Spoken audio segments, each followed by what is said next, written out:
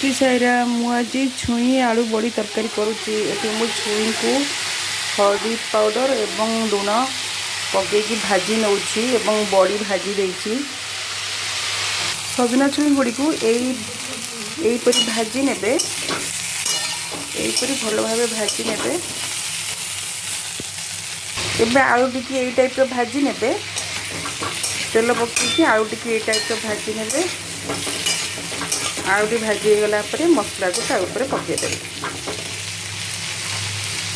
आलू गुड़ी यही टाइप भाजी ने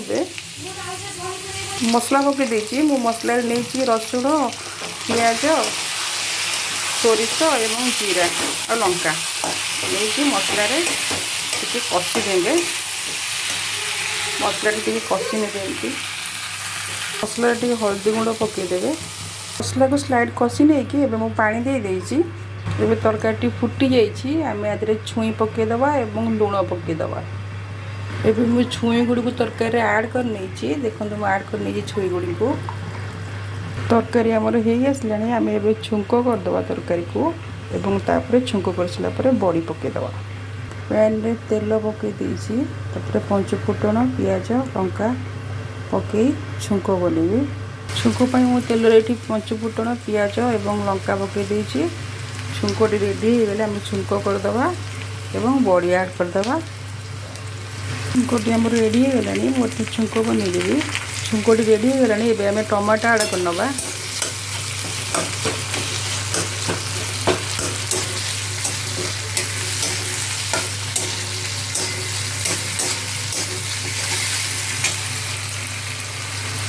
छुंकर आम टमाटोटी हो गलानी आम तरकारी पकईदे छुंक बनईदेली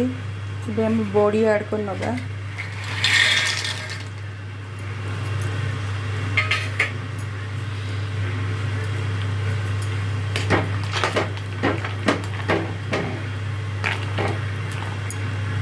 ये टिके समय फुटेदे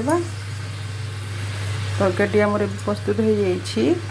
जदि मो रेसिपी आपण मानक भल लगे आपण मैंने लाइक शेयर सब्सक्राइब करिया भूलिबानी बहुत ही टेस्टी बहुत ही बढ़िया थे बनैकी निश्चिंत खातु।